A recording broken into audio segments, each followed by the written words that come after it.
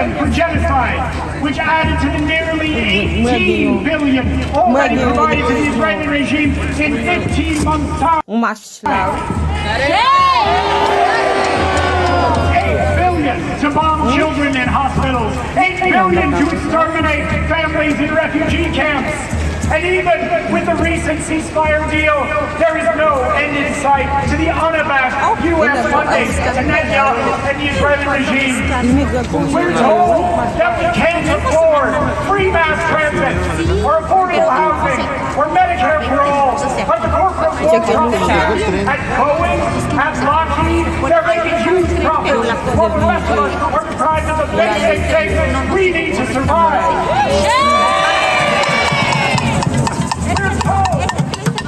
We need to look no further than our own city to see how this is all playing out. The Democratic-run City Council and the supposedly progressive Mayor Johnson just locked up their massive budget goal by raising taxes on working people by $165 million. CTA, Metra, and PACE are considering massive fare hikes and service cuts in the face of a nearly $800 million deficit. We're told by the corporate media that there just aren't enough resources to go around, that schools can't be properly funded to meet the needs of students and educators, that city resources are only sufficient to fund resources in black and brown communities or to shelter migrants sent here to the city from Texas. The truth is that we can and we must afford all of these things and more, and we can do so by taxing the big businesses of this city.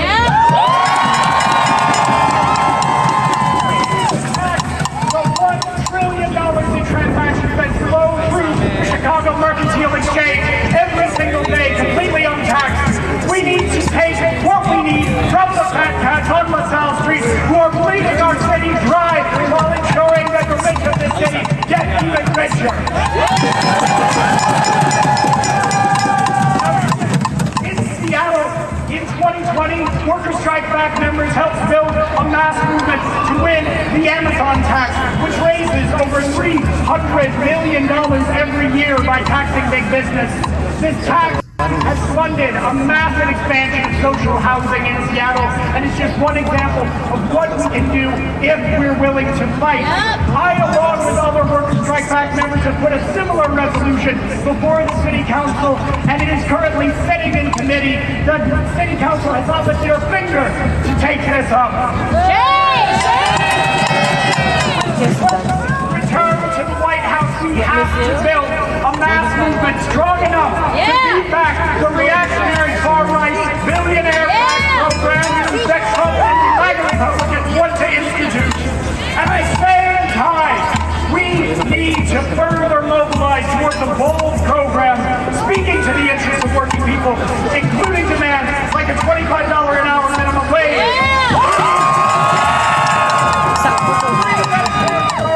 Free college, affordable housing,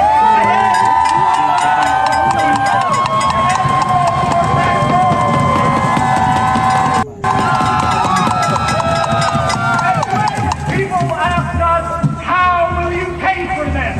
Our response should be that this is what we are fighting for, and the money is there. Right. And the unbelievable wealth in the hands of billionaires like Elon Musk and Jeff Bezos. Right.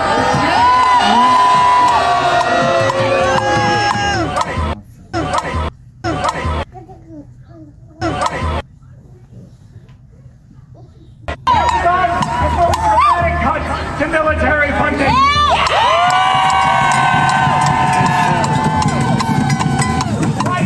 The billionaires that struggle to acquire an all-out fight, and history has shown us many times before that when we fight, we can win. That's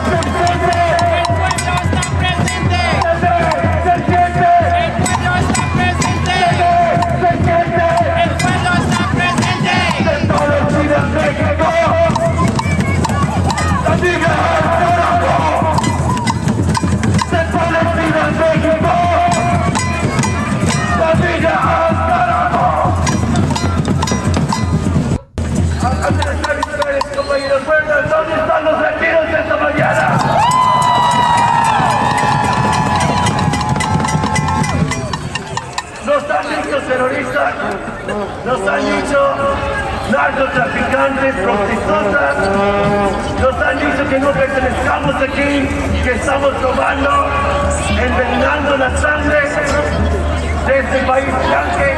Nos han dicho que estamos comiendo los perros, comiendo los gatos, comiendo los guajolotes, y no sé qué.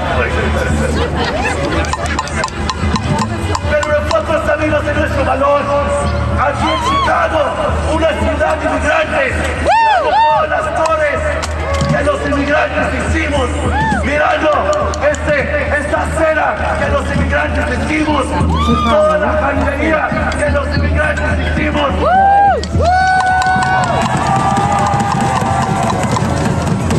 La comida en nuestras panzas que los inmigrantes cosechamos, procesamos, servimos y enviamos. ¿Quién dice que sí?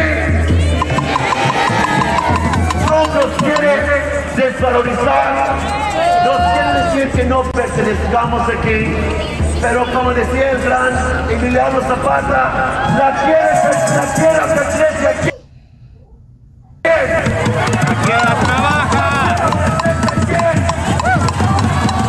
¿Dónde están los trabajadores?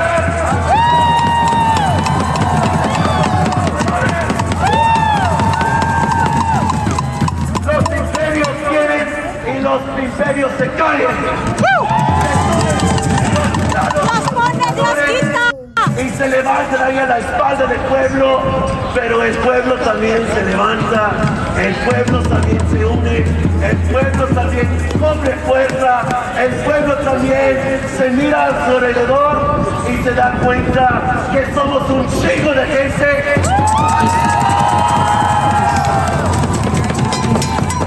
Que tenemos respeto y tenemos dignidad y que nadie nos va a quitar. ¡Que viva la raza!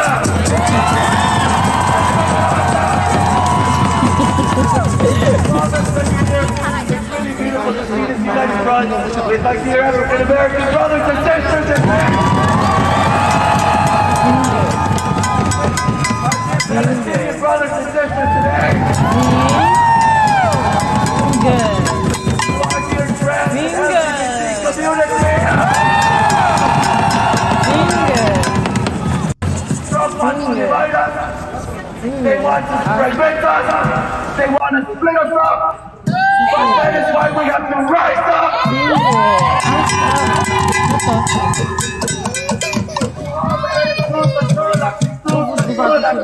All the attitude here. This land is our land. We're workers. We're the masters. We're the people. And these dictators come, but these dictators also go. And also these churches go. But now that what we say, the people are present here because in spite of the government, in spite of the oligarchs, in spite of the rich, in spite of the fascists and the racists here, we are more. We are united. We are strong.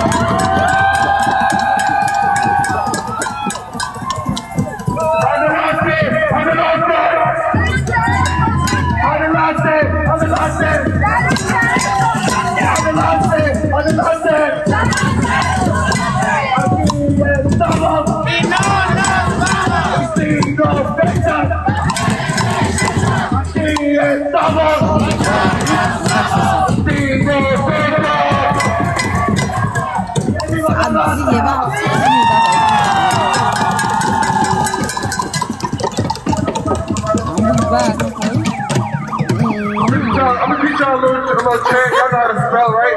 When I say, how do you spell racist? You say T-R-U-M-P. How do you spell racist? T-R-U-M-P. How do you spell fascist? T-R-U-M-P. How do you spell racist? T-R-U-M-P. How do you spell fascist? T-R-U-M-P. Right on. So the next speaker is Cameron Siddiqui.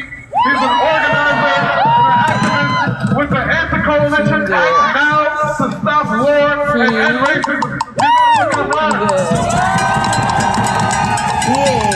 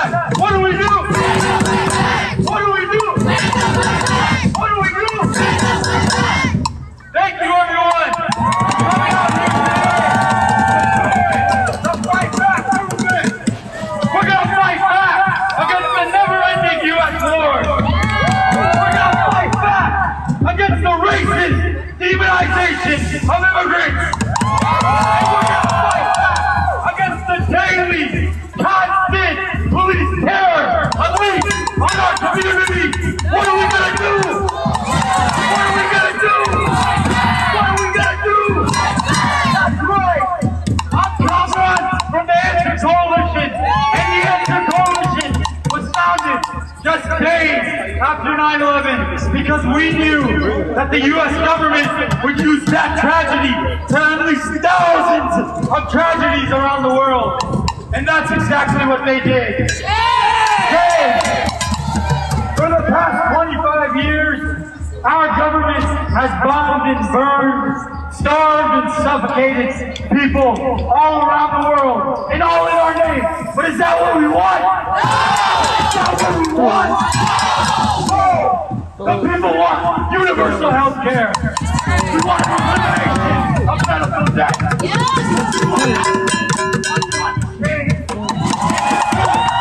fact, we want an end to endless wars. For your entire life, our government has waged wars in our name all around the country, all around the world. And for the past 15 months, we have been witness to the most horrific and horrendous genocide of the Palestinian people. Shame!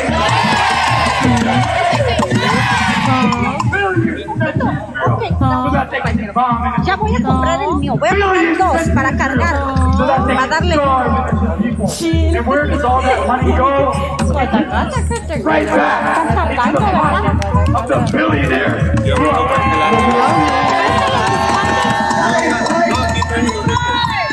You know what? We spent $1 trillion. We spent $1 trillion a year on death and destruction. To address the dire crises facing the working people in this country. It would cost just $20 billion to end homelessness. It would cost $25 billion to end hunger in the United States. It would cost $400 billion to give health care to every person in this country. That's just a fraction of the $1 trillion that we spend every year on death and destruction. You know what?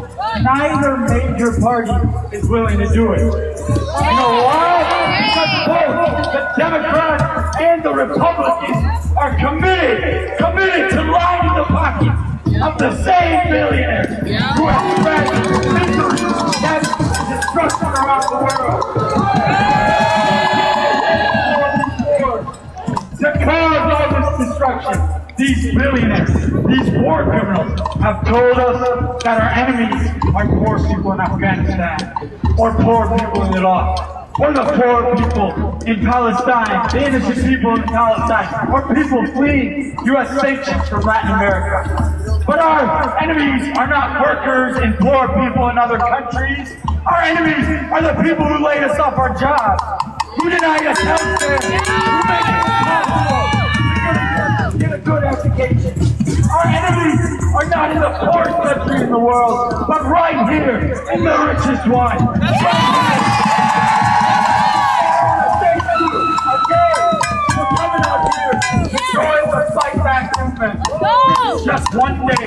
We're going to fight back every day. We're going to build a massive movement of millions of people. A movement rooted in the desire to transform society, rooted in people power. You know what? We can bring the war criminals who run this society to justice. We can win. We will fight back and we will win.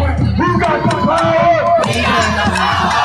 Who got the power? People power. Who got the power? We got the power. What kind of power? People power. Thank you. Let's fight.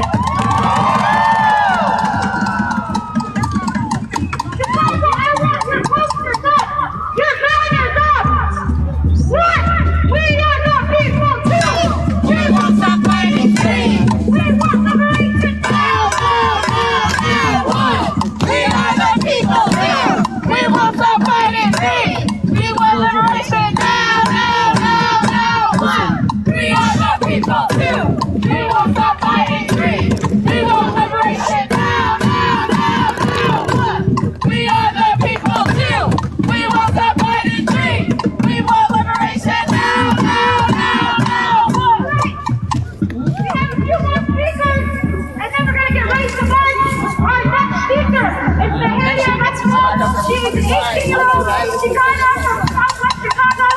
Her mother was deported at the age of 7. My feet are cold now.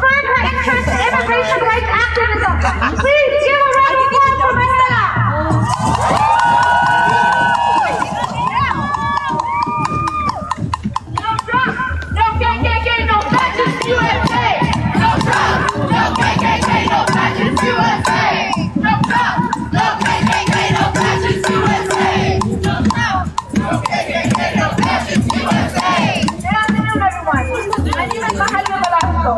I'm a U.S. citizen alongside with my mother and my 4 siblings. 12 years ago, my world was turned upside down when in October of 2012, my father was deported. He was coming home from work when he was stopped by a police officer for an expired license. The Evergreen police profiled and questioned my father and took it to their discretion to report him to ICE. And within 24 hours, he was deported. Now this is the reality for over 4 million children and teens of America that either have one or both parents who are undocumented. And at this moment, Trump and his administration are trying to expand that number and continue to rip families apart. We are not here to discuss an immigration issue, but an inhumane one, because it should never be put into question whether families should stick together or not. Our people are terrified for what will happen to them in the next 4 years because their future are in the hands of those who will never experience what it's like to live in our community and to experience the consequences from those who are uneducated and ignorant as they make decisions that are discriminatory towards our community. America has relied on immigrants for decades now, yet they continue to exploit them and take opportunities for them for a better future.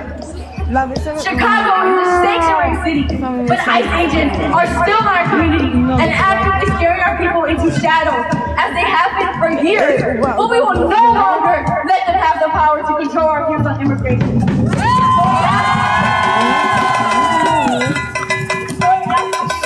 To call your older person, your school, your job, and your people to support those who came to Chicago, to America for a better future, documented or not, and to not allow ICE to terrorize us as they try to live their lives for the America that they came for. To those who are at risk of deportation,